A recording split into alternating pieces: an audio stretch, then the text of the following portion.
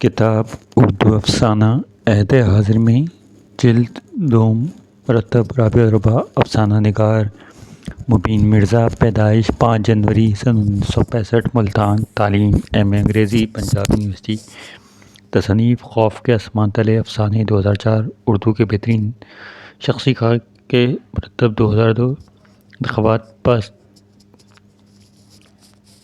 पाकिस्तानी अदब शरी के मुरतब 2003 क़याम पाकिस्तान के बाद की नसर ख़ुसूसी शुमारा अदीबात मुरतब 2005 सादत मिंटो शख्सियत व फ़न 2008 सहमाई मुकालमा कराची के मुदीर आला। अफ़साना मुसलसल शोर हो रहा था। आखिर तंग आकर अंजलि ने आंखें खोल दी। साइड टेबल पर रखा हुआ अलार्म क्लॉक बज रहा था। उसने हाथ बढ़ाकर उसकी कुल दबाई, फिर अलसाहट से हाथ वहीं छोड़ दिया। अलार्म क्लॉक की ट्रिन ट्रिन तो बंद हो गई, लेकिन शोर अभी थमा नहीं था। आवाज़ें मुसलसल अंजलि के सर में धमक रही थी। वो औंधी लेटी उन आवाज़ों को समझने की कोशिश करती रही। हाथ वहीं अलार्म क्लॉक पर धरा था। कुछ समझ ना आया। बस एक शोर था, एक वावेला था, एक हंगामा था और उसके सर पर बरपा था। उकताहट के बढ़ते हुए एहसास ने आखिर उसे उठने पर मजबूर कर दिया। उसने टुकड़ों में बिखरे जिस्म को इकट्ठा किया, उठकर बैठ गई। मसहरी के बाएं तरफ रखे हुए ड्रेसिंग टेबल की तरफ शफाफ आईने में उसे एक झाड़ झंकार औरत का अक्स दिखाई दिया। अक्स पर नजरें जमाए वो मसहरी से उतरी और आईने के सामने जाकर खड़ी हुई। ब्रश उठाकर बाल दुरुस्त किए तो आईने में से वो झाड़ झंकार औरत से यकलख्त गायब हो गई। अब वो खुद अपने रूबरू थी। उसने सर से पांव तक अपने सर आपे को गौर से देखा, फिर सामने से फिर घूमकर इन्हीं अक्स से बदन को टटोला। नाइटी के झोल कर एक तरफ निकाल कर इसे जिस्म पर चुस्त किया तो अक्स के निस्वानी खतूत नुमाया हो गए। 36 36 36। अभी तक तो कुछ नहीं बिगड़ा, उसने खुद से कहा। वो भी 35 की नहीं लगती थी। लंबी नींदें, फलों का इस्तेमाल और योगा की मशक़ों से अभी इसकी उम्र को रोका हुआ था। नैन नक्श भी कुछ ऐसे हैं कि वो 25-26 से ज़्यादा की नहीं दिखाई देती होगी। इस ख्याल के साथ इत्मीनान और सुकून का एक साया उसके पूरे वजूद पर उतर आया और मगर इत्मीनान बहुत मुख्तसर था। अगले लम्हे इसने सोचा, लेकिन कब तक ये सब बनाओ सिंघाओ, आखिर कब तक रहेगा? बस चंद बरस और, 5-7 बरस या शायद 10 बरस। 45 के बाद तो औरत वैसे भी धीरे धीरे पानी भरे मिट्टी के तोदे में तब्दील होती चली जाती है। बस फिर क्या? इस गुमान के साथ सर में धमकती आवाज़ों से चकरा देने वाले शोर का रूप धार लिया। तब उसने सर झटका, जैसे उसका शोर का मतलब समझ आ गया हो। उन्हीं ख्याल और सवालों से लचते हुए रात न जाने कब उसकी आंख लगी थी। जिस्मानी थकन और अलसाहट को महसूस करते हुए उसने सोचा, ये ख्याल शायद उसे रात भर ख्वाब में सताते रहे हैं। सर में झुकाने वो भी इन्हीं के कारण है। उसके चेहरे आईने के करीब करके बिल्कुल जायज़ा लिया। क्या वाकई चेहरे की तरोताज़गी पूरी तरह बरकरार है? आईने का जवाब इस बात में था। इसकी नज़र खुद ब खुद सामने की दीवार पर आवेजा कैलेंडर पर जा रुकी। ये मार्च के महीने के आखिरी दिन था। वो आहिस्ता आहिस्ता चलती हुई खिड़की के सामने आई। ब्रोकेट के 20 पर्दे की डोरी खींची। पर्दा सरहद से एक तरफ सरकता चला गया। बाहर की नरम और रोशन सुबह पूरी तरह खुल चुकी थी। दीवार की घड़ियाल ने मनादी की। अंजलि ने पलट कर देखा। 8 बज रहे थे। जहाज़ लगभग 9 बजे लाहौर एयरपोर्ट पर लैंड करेगा। इसका मतलब है वो 9:30 बजे तक ज़रूर यहाँ पहुँच जाएगा। इसने सोचा, यानी मुझे फ़ौरन शावर लेकर तैयार होना चाहिए। इसने खुद से बुलंद आवाज़ में कहा। फ़ौरन ही बाथरूम में जा घुसी। टन टन टन टन घड़ियाल के 11 बज के मनादी करके चुप हुआ तो अंजलि की कलाई पर बंधी घड़ी देखी। वो भी 11 बजे आ रही थी। उसे लगा शायद अंदेशों से उस पर एक पछाड़ कर दी।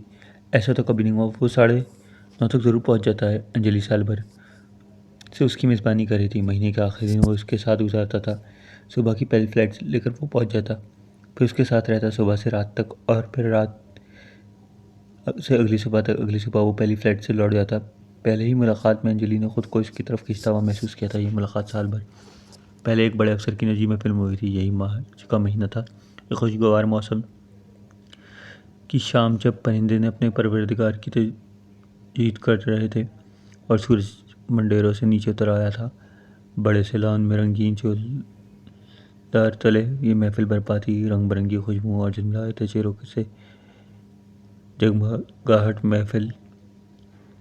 इस जगमग में अंजलि ने उसे पहली बार देखा था। उसके बाएं हाथ की उंगलियों में सिगरेट दबा हुआ था, वो आंखों में बुधिया धुआं तैर रहा था। लेकिन अंजलि उस शाम किसी और में की मेज़बान थी, इसलिए हाथ मिलाने और मुस्कुराहटों का तबादला करने के बजाय अंजलि ने अपना कार्ड उसे दिया। उसने जेलदार ने का कहा और मुलाकात ख़त्म हो गई। इसके बाद एक रोज़ अचानक उसका फ़ोन आ गया। दूर से बात लाहौर पहुँच रहा है। अंजलि से मेज़बानी का ख्वाहिशमंद था। वो आया, एक दिन उसके पास रुका और जाते हुए बोला, अगले महीने के आखिरी दिन फिर मुलाकात होगी। इस तरह पूरे दिन के लिए। जी आया नूसर आंखों पर। अंजलि ने मुझे मुस्कुरा कर जवाब दिया। इसके बाद साल भर ये मामूल जारी रहा। हर महीने का आखिरी दिन वो अंजलि के साथ गुजरता था। लेकिन वो आज कहाँ रह गया? आदमी का दिल भी तो भर जाता है। उसने पल भर के लिए सोचा। इस ख्याल के साथ ही उसने अनगिनत रोज़ों को तेज़ बौछार अंजलि के चेहरे पर पड़ी। इसने इंटरकॉम उठाकर रिसेप्शन पर राब्ता किया।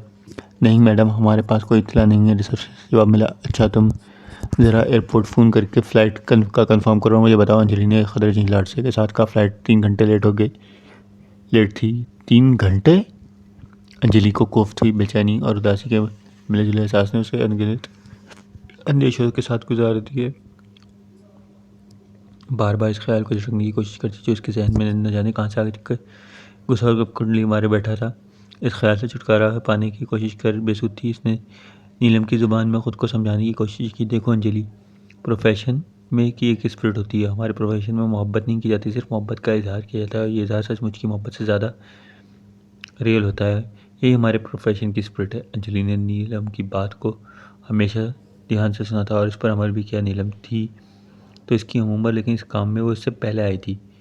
वो बहुत कुछ जानती थी। अंजलि को काम की बातें समझाती रहती थी, लेकिन आज उसकी कोई बात अंजलि के दिल पर असर नहीं कर रही थी। अंजलि जानती थी वो बीवी नहीं, लेकिन आने का वादा इंतज़ार वो इसी तरह कर रही थी जैसे कोई नई रवेली दुल्हन अपने शौहर का करती है। बेचैनी और उदासी के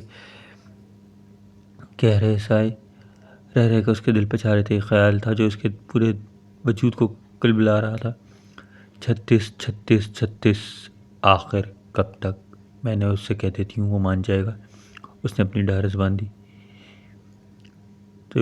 बांधी और फिर सोचा, लेकिन ख्याल आया, और अगर ना माना, क्या मोहब्बत उसे मजबूर कर सकेगी? कौन सी मोहब्बत, कैसी मोहब्बत? लेकिन मेरी इस फरमाइश पे कहीं वो भटक ना जाए। अंजलि का दिल मुसलसल हाँ और ना के दरमियान झूल रहा था। कहीं मुअल्लिक था, इस तरफ होता था उस तरफ। नीलम का हिवला बार बार उसके सामने आ खड़ा होता है। अंजलि जिन्हें बीवी बनकर घरों में राज करना होता है, वो इन्हें तकदीर रख के देख कर बाजार में नहीं लाती, वो घरों में रह रही होती हैं। ऐसी लड़कियों का इश्क माशूक शौक़ भी घर में कज़नों के साथ पूरा हो जाता है। लेटरबाजी, छुपे छुपे सारी फैसिलिटीज़ घर में बैठे मिल जाती है। जो एक बार बाहर गई वो हमेशा बाहर रह गई। घर बार नहीं मिलता फिर उसे, और मिल जाए तो ज़्यादा देर नहीं चलता। अंडे को किसी का हाथ लग जाए तो मुर्गी के पेट के काबिल नहीं रहता। औरत भी अंडे की तरह होती है, एक बार घर और बाहर आ जाए तो फिर किसी के काबिल नहीं रहती।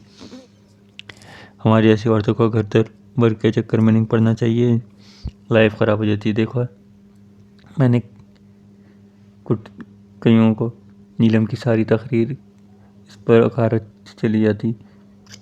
अंजलि अगले गिला में सोचने लगती, आज वो अपने उनकी बात कह ही देगी। वो अपनी ढारस बांधती, आने वाले उसकी बात मान लेगा। इसलिए वो पूरे 1 साल से उसे देख रही थी। उसे कोई और बात नहीं टालता था। कितना ख्याल रखता है इसका, जितना पैसे जितने तोहफे वो एक दिन में इसे देकर जाता है, इतने तो आज तक उसको किसी ने नहीं दिए। वो भी ज़रूर इससे मोहब्बत करता है, दिल ने उसे चाहता है, वरना। और फिर अंजलि इस ख्याल की उंगली थामे कहीं दूर कोसों दूर निकल गई। दरवाज़ा एक नरम आहट के साथ खुलता चला गया। अंजलि जैसे ख्वाब से चौंकी। मेहमान देवताओं की मुस्कुराहट चेहरे पर सजाए कमरे में दाखिल हो रहा था। वो एकदम उठी जैसे उसकी जान में जान आ गई हो और बरखी लहर दौड़ गई हो। दौड़कर उसे लिपट गई। फिर न जाने कहाँ से पानी उसकी आंखों में उतर उमड़ चला। वो चहकू चहकू रो रही थी। अरे अरे, ये क्या? रईस ने उसकी आंख देखी और उसकी पीठ से लाई ढारस बंधाते पर अंजलि की रीढ़ी और बढ़ गई। अरे अरे भाई, क्या हुआ है? अच्छा देखो भाई, कुछ बताओ तो सही। रईस थपक कर सहला रहा था, उसे चुप करा रहा था, लेकिन वो रोई जा रही थी। अंजलि ने चुप होने की कोशिश की, लेकिन उसे चुप नहीं हुआ जा रहा था। इसे खुद समझ नहीं आ रहा था वो रोई क्यों जा रही। खुदा जाने कौन सा दुख था जिसे इस असहाय होने के लिए आंखों का रास्ता देख लिया था। रईस उसे यूं ही अपने गले से लगा के खड़ा रहा। देर बाद आंसू थमे इसने सपुर्दगी की बेबस्तगी की इस कैफियत को महसूस किया जो धीरे धीरे उसके जिस्म को पर रेंगती चली आ रही थी। अंजलि को लगा वो बरसों से सदियों से रईस से जुड़ी खड़ी है। इसने सोचा काश उसकी पूरी ज़िंदगी इस तरह इसी कैफियत में गुजर जाए। वापस थी के इस एहसास के साथ कि रईस उसे थामे हुए बेड पर जा बैठा। हाँ अब बोलो, कोई परेशानी, कोई मसला है? ओहो, अंजलि ने नफ़ी में करने लगी। फिर क्या था? मैं परेशान हो गया और मैं सुबह से आँख के दरवाजे पे लगाए बैठी हूँ। लग रहा है सदियों से यूं ही बैठी हूँ। ओहो अच्छा, तो ये बात थी भाई। इसमें मेरा कोई कसूर नहीं था। जहाज़ लेट हो गया था, मैं क्या कर सकता था? मेरा बस चलता तो उड़कर चल रहा था। आप मुझे अपने पास ही रख लें, वरना इस तरह तो मैं घुल घुल के ख़त्म हो जाऊंगी। नहीं नहीं, तुम्हें कुछ नहीं होगा। जब तक मैं जिंदा हूँ तुम्हें बिल्कुल कुछ नहीं होगा। रईस ने इसका हाथ अपने मजबूत हाथों में थामा और ज़िंदगी के हलावत और गर्मी को अंजलि ने अपने हाथ के जरिए बदन में सराहियत करते महसूस किया। चलो उठो, पहले लंच करते हैं और फिर कहीं घूमने चलेंगे। आज कहाँ लेकर चलोगी तुम मुझे? मैंने सोचा था शालीमार बाग चलेंगे, लेकिन आधा दिन तो ऐसे गुजर गया। तो क्या हुआ, बस लंच करते हैं फ़ौरन चलते हैं शालीमार बाग की तरफ। लेकिन अब वक्त कहाँ है, पूरा बाग ही हम घूम नहीं पाएंगे। घूम लेंगे, तुम फिक्र ना करो। जो वक्त है उसे अवेल करना चाहिए अंजलि। हासिल करदा लम्हात ज़िंदगी के सबसे कीमती लम्हात होते हैं, इन्हीं समेट लेना चाहिए। ये दुनिया, ये ज़िंदगी, साथ कुछ भी मिल जाए गनीमत है। चलो उठो, फ़ौरन चलते हैं, देर नहीं करते। उसने सहारा देकर अंजलि को उठाया। माल रोड पर वापडा हाउस के सामने निकलकर वो चेरिंग क्रॉस पर आ खड़े हो गए। अंजलि के ने कलाई पर बंधी घड़ी में नजर डाली। रात के 1 बज रहा था।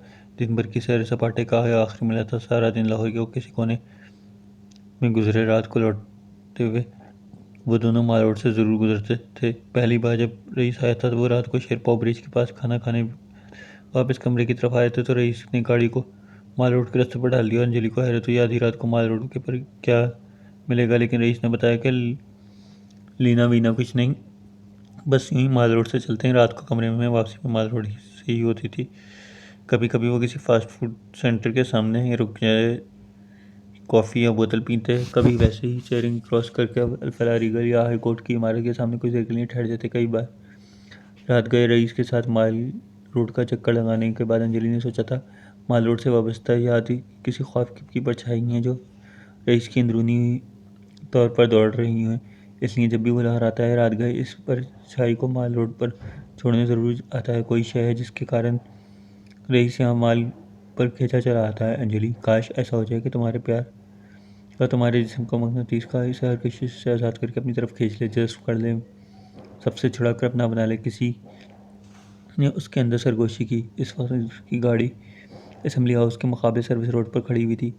रईस गाड़ी की बोनट पर टिका हुआ था। उसकी नज़रें दूर कहीं गुम थी। अंजलि ने भी उतर कर उसके पास खड़ी हो गई। माल रोड सुनसान था। वक्त से इक्का दुक्का गाड़ी गुजर रही थी। अल्फला के गेट के साथ पान की दुकान बंद हो रही थी। पास ही एक ठेले वाला खड़ा अपने सामान पर तरपाल डाल के उसे डोरी से बांध रहा था। अल्फला बिल्डिंग के जालीदार मेन गेट के सामने फुटपाथ पर कचरा चुनने वाले 2 बच्चे अपनी बोरियों के तकिए सर की तरह सर के नीचे रखे गठरी पर बने पड़े थे। उनके करीब ही भूरे रंग का एक मरियल सा कुत्ता बैठा हुआ ऊँघ रहा था। किसी गाड़ी के गुजरने पर कुत्ता उलझन के साथ आंखें खोल कर देखता, फिर खतरा महसूस ना करते हुए फौरन आंखें बंद कर देता। अंजलि की निगाह जैसे उस जगह आकर ठहर गई। कुछ कचरा चुनने वाले इन बच्चों और ऊँघते कुत्ते से अपना ये रिश्ते का एहसास होने लगा। वो भी तो ज़िंदगी की गली कूचे सड़कों और चारों पर जीवन का सांसों का कचरा चुनती थी। यूं ही आने वाले कल में बेसुध होकर जिस्म को डाल देती थी। जिस्म में आगे बेहाल बेहद सुध। तो फुटपाथ और मैट्रेस में कोई फ़र्क नहीं पड़ता। रग रग में उतरी हुई थकन, आंखों में बेख्वाबी, मशक्क़त में नहीं डलती। पूरा जिस्म नींद दौड़ लेता है। अंजलि की अपनी ज़िंदगी इन कचरा चुनने वालों और बच्चों से और इस कुत्ते से इतनी मुबाशबत रखती थी कि इसके साथ ही भी तो यही होता है। घड़ी घड़ी इंसानों जिस्मों का कोई रसिया आता है और वो आंखें खोल कर देखती रहती है, बिल्कुल सामने बैठे इस कुत्ते की तरह। आने वाला खरीदे हुए लम्हा गुजरता है और चला जाता है। वो आंखें मूंद लेती है। कितनी मुमासलत है इस दुनिया के सारे बाशिंदों में, सब तरफ एक जैसा हो रहा है। अंजलि ने सोचा। एक मानूस मगर बेनाम कोफ्त महसूस की। इसकी नज़रें खुद ब खुद आगे की तरफ फैलती चली गईं और दुकानों के लाल, नीले और हरे नेवन साइज बल्ब जगमगा रहे थे। मस्जिद शोदा के दाएं तरफ रिक्शा बिल्कुल सीधी कतारों में खड़े थे, रिगल के बगली दरवाजे के साथ। वहीं दही भल्ले की दुकान पर एक आदमी अभी बाहर रखी कुर्सियां मेज जल्दी जल्दी उठाकर अंदर कर रहा था। आगे मेन गेट के सामने गल फरोश की दुकान के साथ एक बेंच पर दो कांस्टेबल बंदूकें थामे बैठे थे। एक के हाथ में टॉर्च था जिसे वो थोड़ी थोड़ी देर में जला कर बुझा रहा था। अंजलि बगौर पूरा मंजिल का जायजा लिया, फिर एक नज़र रईस पर डाली और सोचा आखिर क्या चीज़ है जो इस आदमी को आधी रात यहाँ जरूर खींच लाती है। इसे कहीं कोई खास शय नजर न आई। ये माल रोड इसकी सूत है, अंजलि ने सोचा। फिर खुद ही अपने ख्याल के बेतुकेपन पर इसे हंसी आ गई। कोई सड़क किसी औरत की सोच कैसे हो सकती है। इसने सर झटकाया। क्या हुआ रईस, इसके हंसने पर मत हुआ। कुछ नहीं, वो खिलखिलाकर हंस दी। मैं सोच रही थी, यूं ही बस ख्याल आया कि माल रोड मेरी सोच है, मेरे हिस्से का वक्त भी ले उड़ती है। रईस हंस दिया। चाय पियोगी, उसने पूछा। जैसे आपकी मर्जी, अंजलि ने जवाब दिया। पीनी है तो बता दो। रहने दें, अंजलि ने घड़ी देखते हुए कहा। ढेर बज रहा है, बस चलते हैं। आखिरी अपनी बात कहने का वक्त है, इसे कब मिलेगा। इसने खुद कहा। टीवी पर जासूसी फिल्म आ रही थी। सोफे पर नीम दराज रईस इस फिल्म में मनमोहक था। अंजलि ड्रेसिंग टेबल के सामने बैठी बालों में ब्रश फेर रही थी। 3 बजे का अमल था। इस बार बात कहने का वक्त नहीं बचा। अंजलि ने सोचा ठीक है तो फिर अगली बार, लेकिन बिस्तर आते आते हर बार वक्त यही हो जाता। अगली बार फिर यही वक्त हो जाएगा, उसे कर लेनी चाहिए। अंजलि ने खुद से कहा। वो इंतजार कर रही थी रईस उठकर बेड पर आ जाए, लेकिन रईस टीवी में मसरूफ़ था। अजीब आदमी है, इसने सोचा। इतने पैसे खर्च करता है, जहाज़ का किराया, इस गेस्ट हाउस का बिल, अंजलि के लिए कीमती तोहफे, ये सब कुछ एक बार की गुर्बत की कीमत है। इसने अपनी ज़िंदगी में आने वाले मर्दों को याद किया जो एक रात में कई बार अपनी ख्वाहिश की गिनती पूरी करने इसके पास आते रहे थे। फिर हमदर्दी और मोहब्बत के साथ रईस की तरफ देखा। कैसी मासूम और मेहरबान रूह है इस शख्स की। इसे तबाह और तमानीत का एहसास भी हुआ और कि वो अब तक इतनी दिलकश और हसीन थी कि कोई जवान और सेहतमंद मर्द उसकी एक बार की गुर्बत को इतने बहुत सारे रुपए तक लुटा सकता है। जो लेकिन अगले लम्हे खुशी मालूम पड़ गई जब उम्र के जल्द ढल जाने का खौफ इसके अंदर फिर से सरसरा आने लगा। उसने आईने में झाँका और रईस इसी तरह सोफे में धंसा हुआ टीवी देख रहा था। अंजलि ड्रेसिंग टेबल के सामने से उठकर उसके पहलू में जा बैठी। बड़े मज़े की फिल्म आ रही है, दोनों यहाँ गोल्डन आर्क तलाश कर रहे हैं। रईस ने उसके करीब होकर कहा। सब लोग अपनी गोल्डन आर्क तलाश करते रहते हैं। अंजलि ने मुस्कुराकर जवाब दिया। हाँ, वाकई ज़िंदगी ऐसे ही होता है, हम सब किसी न किसी की तलाश में रहते हैं, किसी की शय, किसी की कमी। एहसास हमें सारी उम्र एक खोज लगाए रखता है। रईस सबसे बाजुओं को हल्के में ले चुका था। अंजलि ने इसकी गोद में सर रख कर लेटना चाहा, लेकिन सोफे की तंगी आड़ आ गई। अब लेट जाओ। रईस ने उठकर उसे पहले में जगह बनाई। नहीं, आप अनईजी होंगे, वहाँ आ जाए ना बेड पर। टीवी का रुख इस तरफ कर लेते हैं। चलो। रईस इसके साथ बेड पर आ गई। अंजलि इसकी गोद में सर रख कर लेट गई। रईस की नज़र टीवी स्क्रीन पर थी, लेकिन इसका हाथ अंजलि के बालों में कंघी करता रहा। बस एंड आ गया फिल्म का। उसने अंजलि की तरफ देखा, जैसे उसकी थकन का एहसास करते हुए कहा। वो आंखें मूंदे इस ख्याल में खोई हुई थी, इससे बात कहाँ से शुरू करे और कैसे करनी चाहिए। यकीन था रईस इसकी बात मान जाएगा, लेकिन अंदेशा भी था कि शायद नहीं। उसे अधूरे बन में उसने रईस का हाथ उठाकर अपने दिल पर रख लिया और ख़ुद रईस की हथेली पर धक धक की महसूस हो रही थी, लेकिन धीरे धीरे धमक सीने पर तैरते मर्दाना हाथ के लम्स में तब्दील होती चली गई और तथा नशे का मिला जुला एहसास ने घेर लिया। अंजलि ने आंखें खोली। रईस का ध्यान टीवी से हट चुका था। अपनी बात कहने का ये बिल्कुल ठीक वक्त है। अंजलि के अंदर जैसे सरगोशी हुई। मैं आपसे कुछ मांगूँ तो? अंजलि ने बेहद मुलायम आवाज़ में कहा। हाँ हाँ, क्यों नहीं। मैं तो कई बार पूछा, तुमने आज तक कोई फरमाइश नहीं की। इसलिए नहीं कि आप मेरे बगैर फरमाइश इतना कुछ कर देते हैं, लेकिन अब जो मैं कह रही हूँ वो बहुत ख़ास है, बड़ी फरमाइश है। तुम बताओ तो सही। आप मुझे यहाँ से इस जगह से अपने साथ ले चलें। अंजलि ने मुश्किल से अपनी बात कही। तुम यहाँ खुश नहीं हो? लाहौर में रहना नहीं चाहती? नहीं, मैं सिर्फ अब बस आपके साथ रहना चाहती हूँ, सबको छोड़कर, सारी दुनिया से अलग होकर। मतलब मैं समझाएं। रईस ने गोमुगी के वजह से कहा। रईस, आप मुझे अपना बना लें। उसे लगा जैसे सीने पर दर्रा। रईस कहा जैसे खिसक कर शाने की तरफ बढ़ा हो। अंजलि की निगाहें रईस के चेहरे पर मरकूज थी। उसने खाली खाली नज़रों से अंजलि की तरफ देखा, फिर नज़रें हटा ली। एक फीकी सी मुस्कान उसके चेहरे पर आई और लंबी सांस खींचकर लंबे रुका और फिर धीरे धीरे बोला, अंजलि तुमने तो वो फरमाइश कर दी जो मैं पूरी नहीं कर सकता। अंजलि एक लम्हे के लिए सांस लेना भूल गई, जैसे उसके हलक में सांस फंस गई। उसने बोलने के लिए अपनी सारी क़ुव्वत जमा की, बस ये बात मान लें, इसके बाद सारी उम्र कोई फरमाइश नहीं करूँगी, कुछ नहीं मांगूंगी। नहीं अंजलि, वो ना कहो जो मैं नहीं कर सकता, आप कर सकते हैं बहुत आसानी से। आप जो कुछ मुझे एक दिन में दे जाते हैं, मैं उससे महीना पूरा साल गुजार लूँगी आराम से, खुशी आपके नाम, आपकी मोहब्बत के सारे। अंजलि की आवाज़ भीग गई। नहीं नहीं अंजलि, हाँ मैं सच कह रही हूँ। वो चीखू चीखू फिर रोने लगी। अच्छा सुनो, उठकर बैठो, मैं बताता हूँ, मेरी बात सुनो, मैं तुम्हें मसला बताता हूँ। अंजलि उठकर टिश्यू पेपर से आंखें पोंछी, नाक साफ की, सर झुकाकर बैठ गई। हारा हुआ सिपाही अपने गनीम के सामने बैठता है जैसे। अंजलि, रईस ने बोलना शुरू किया, देखो अंजलि, तुम मेरी ज़िंदगी में आने वाली पहली औरत नहीं हो।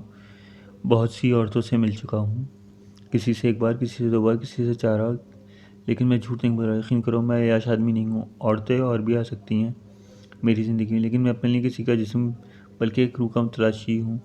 ऐसी रूह जो मेरे साथ किसी बंधन में ना बंधी हो, जो किसी रिश्ते ताल्लुक़ की बेड़ियों से आज़ाद हो,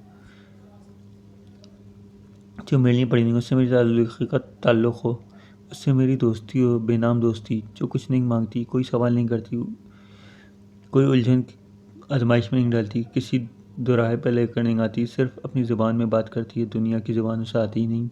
मैं जिस औरत से मिला हूँ, उसमें ऐसी ही रूह को तलाश किया, ऐसे ही ताल्लुक़ को ढूंढा है, लेकिन मायूसी हुई सब। हाँ, मगर तुमसे मिलकर मुझे लगा कि तुम्हारी तलाश थी, लेकिन नहीं, शायद नहीं। वो चुप हो गया। अंजलि खामोशी से सर झुकाए बैठी रही। अंजलि, रईस फिर बोलने लगा, मैं मालदार आदमी हूँ, एक लंबा चौड़ा ख़ानदान है मेरा, माँ बाप, बहन भाई बीवी सब हैं, सब अच्छे हैं, बीवी भी अच्छी है। लेकिन अंजलि, हर रिश्ता अपनी ज़रूरतों के तकाज़ों के साथ बनता रहता है, मुतालबात के साथ ज़िंदा रहता है। ज़रूरतें और तकाज़े बना दिए जाते हैं, रिश्ता ख़त्म हो जाएगा, इसका मतलब है असल चीज़ रिश्ता ना हुआ, असल चीज़ तो ज़रूरत हुई। अंजलि, मैं अपनी रूह में तन्हाई महसूस करता हूँ, अपने लिए सिर्फ एक ऐसे रिश्ते का तलाशी हूँ जिसकी शनाख्त उसकी ज़रूरतों और तकाज़ों के बगैर हो सके। लेकिन शायद ऐसा कोई रिश्ता इस दुनिया में कोई कहीं भी मुमकिन नहीं। वो खामोश हो गया। कमरे में हौलनाक सन्नाटा तारी हो गया। लम्हे भर के तामिल के बाद फिर वो बोला, अंजलि, मुझे अफसोस है कि तेरे से मैं तुमको एक फरमाइश की और मैं वो भी नहीं पूरी कर सका। बात यह है कि मैं किसी नए चेहरे पर किसी पुराने रिश्ते का लेबल चिपका कर बिखेड़े में नहीं पड़ना चाहता। मैं तो खुद अपनी एक बेतुकी ख्वाहिश की तकमील के चक्कर में हूँ। हो सके तो मेरी मजबूरी को महसूस करते हुए मुझे माफ़ कर देना। रईस ने चंद में सुकूत किया, फिर इंटरकॉम रिसेप्शन से रब्ता किया, मुझे एयरपोर्ट के लिए गाड़ी चाहिए। ठीक है, 10 मिनट में आता हूँ। इसके बाद वो अपनी चीज़ें समेट कर बैग में रखने लगा। अंजलि घुटनों में सर दिए बैठी रही। बैग बंद करके वो अंजलि के पास आया। Okay Anjali, bye.